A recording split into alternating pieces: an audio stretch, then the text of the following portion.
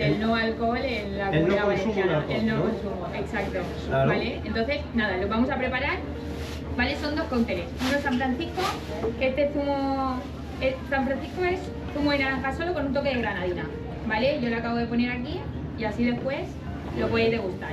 Lo importante de esto es que son cócteles para todo el mundo. Para todas las generaciones había su por haber. Claro. Bueno, además también fomentar la palabra cóctel sin alcohol Sin alcohol. a la gente, niños y jóvenes, que Sí. creo que es muy importante. Sí, a día de hoy sí.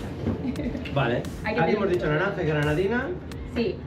Qué rico. Naranja y granadina, ¿vale? Que vamos a poner un vasito por aquí. ¿Vale? Con un toque de granadina. Y este es San Francisco. Vale. Sin alcohol. Cuéntanos qué es Fotur. Fotur en...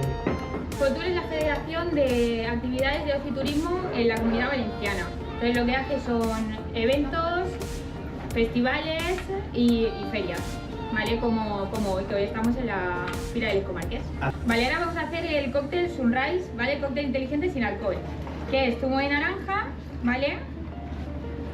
Que más o menos es 50%, ¿vale? Zumo de naranja, 25% de zumo de piña y El el zumo de otro... naranja no puede fallar nunca. No, es lo que le da el toque. Y más estando en Valencia. Claro. Un poquito de zumo de piña y un poquito de zumo de melocotón. Qué bueno. Combinación más buena. Y qué fácil, ¿no?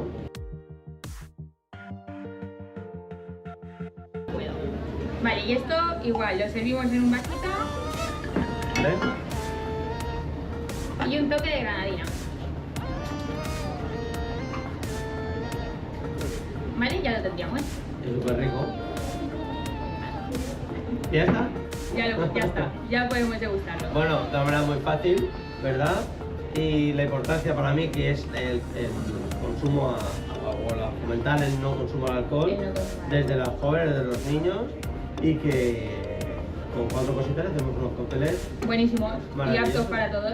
Esto es una base que tú das, luego cada uno en casa que haga lo que quiera, ¿no? Sí. Le vas a poner la cantidad de granadina que quiera, la cantidad de Sí, zumo que sí. quiera.